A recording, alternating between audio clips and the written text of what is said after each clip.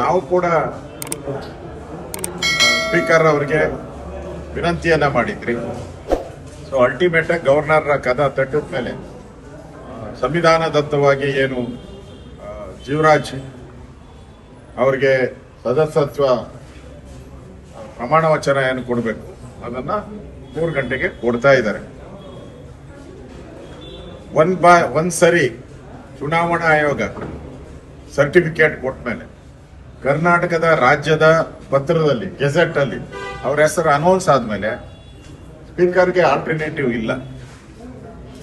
ಚುನಾವಣೆ ಡಿಕ್ಲೇರ್ ಮಾಡೋದು ಚುನಾವಣಾ ಆಯೋಗ, ಸ್ವೇರಿಂಗ್ ಕೊಡಬೇಕು. ಅದರಲ್ಲಿ ಕಾನ್ಸ್ಟಿಟ್ಯೂಷನ್ ಸಂವಿಧಾನದ 188ನೇ ವಿಧಿಯಲ್ಲಿ ಸ್ಪಷ್ಟವಾಗಿದೆ, ರಾಜ್ಯಪಾಲರು ಎಲ್ಲರಿಗೂ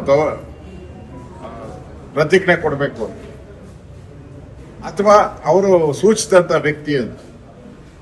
ಸೂಚಿಸಿದಂತ ವ್ಯಕ್ತಿ ಸ್ಪೀಕರ್ ಅವ್ರು ಕೊಡ್ಲಿಲ್ಲ ಅಂದ್ರೆ ಗವರ್ನರೇ ಕೊಡ್ಬೋದು. ಹಾಗೆ ಕ್ಲಿಯರ್ ಆಗಿದೆ, ಕಾನ್ಸ್ಟಿಟ್ಯೂಷನಲ್ ಅಲ್ಲಿ ಕ್ಲಿಯರ್ ಆಗಿದೆ. ಆ ಕಾಪಿನೂ ನಾನು ಕೊಟ್ಟಿದ್ದೀನಿ. ಅದರಿಂದ ಒಳ್ಳೇದಾಗಿದೆ. ಕೊನೆ ಹಂತಕ್ಕೆ ಸ್ಪೀಕರ್ ಅವರು ಒಪ್ಕೊಂಡು ಕೊಡ್ತಾ ಇರೋದು ಒಳ್ಳೇದು. ನಾನು ಮತ್ತು ಜೀವರಾಜ್ ಇಬ್ರು ಇವತ್ತು ಹೋಗಿ ಸ್ವೇರಿಂಗ್ ಸೆರೆಮನಿಯಲ್ಲಿ ನಾನು ಕೂಡ ಭಾಗಿಯಾಗಿ. ಡಕಾಯಿತಿ ಯಾರು ಮಾಡಿದ್ದಾರೆ ಅಂತ ಹೇಳೋದು ಕೋರ್ಟ್, ಚುನಾವಣಾ ಆಯೋಗ. ಈಗ ವೋಟ್ ಚೋರಿ ಯಾರು ಮಾಡಿರೋದು ಸ್ಪಷ್ಟ ಆಗಿದೆ. ಈ ಕೋರ್ಟ್ ಅಲ್ಲಿ ಯಾಕೆ ಈಗ ಡಕಾಯಿತಿ ಆಗಿದೆ ಅಂತ ತಿದ್ದಿದ್ದಾರೆ ಇದೆಲ್ಲ ಅಂತ ಮೊದಲೇ ಹೋಗಿ ಹೇಳ್ಬೋದಾಯ್ತಲ್ಲ, ಅವಾಗ ಮುಂಚೆನೆ ಹೇಳ್ಬೋದಾಯ್ತು. ಗೆದ್ದಾಗ ಎಲ್ಲ ಸರಿ ಇದೆ.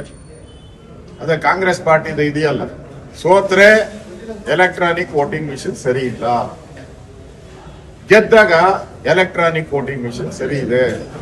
ಹಂಗೆ ರಾಜೇಗೌಡರು ಗೆದ್ದಾಗ ಚುನಾವಣಾ ಆಯೋಗ ಎಲ್ಲ ಸರಿ ಇದೆ, ಸೋತಾಗ ಸರಿ ಇಲ್ಲ.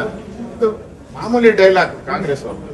ಈಗಲೂ ಹೇಳಿದಾರಲ್ಲ ರಾಹುಲ್ ಗಾಂಧಿ, ಕೇರಳದಲ್ಲಿ EME ಸರಿ ಇದೆಯಂತೆ, ಎಲೆಕ್ಟ್ರಾನಿಕ್ ವೋಟಿಂಗ್ ಮಿಷನ್ ಕೇರಳದಲ್ಲಿ ಸರಿ ಇದೆಯಂತೆ, ವೆಸ್ಟ್ ಬೆಂಗಾಲ್ ಅಲ್ಲಿ ಸರಿ ಇಲ್ಲಂತೆ. ಅದಕ್ಕೆ ಅವ್ರನ್ನೆಲ್ಲ ಒಂದ್ಸರಿ ಬ್ರೈನ್ ಮ್ಯಾಪಿಂಗ್ ಮಾಡಬೇಕು. ರಾಹುಲ್ ಗಾಂಧಿಗೂ ಒಂದ್ಸರಿ ಬ್ರೈನ್ ಮ್ಯಾಪಿಂಗ್ ಮಾಡಿದ್ರೆ ಅರ್ಥ ಆಗ್ತದೆ. ತಮಿಳ್ನಾಡಲ್ಲೂ ಸರಿ ಇಲ್ಲ, ವೆಸ್ಟ್ ಬೆಂಗಾಲ್ ಮಾತ್ರ ಸರಿ ಇಲ್ಲ. ಈ ಡಬಲ್ ಸ್ಟ್ಯಾಂಡರ್ಡ್ ಇದ್ದಾನೆ ಕಾಂಗ್ರೆಸ್ ಇವತ್ತು ಹೀನಾಯ ಸ್ಥಿತಿಗೆ ಬಂದಿರತಕ್ಕಂಥದ್ದು ದೇಶದಲ್ಲಿ. ಇನ್ನಾದರೂ ಕರೆಕ್ಟಾಗಿ ಮಾತಾಡಬೇಕಾದ್ರೆ ಯೋಚನೆ ಮಾಡಿ ಮಾತಾಡುವಂಥದ್ದು ಸೂಕ್ತ ಕಾಂಗ್ರೆಸ್.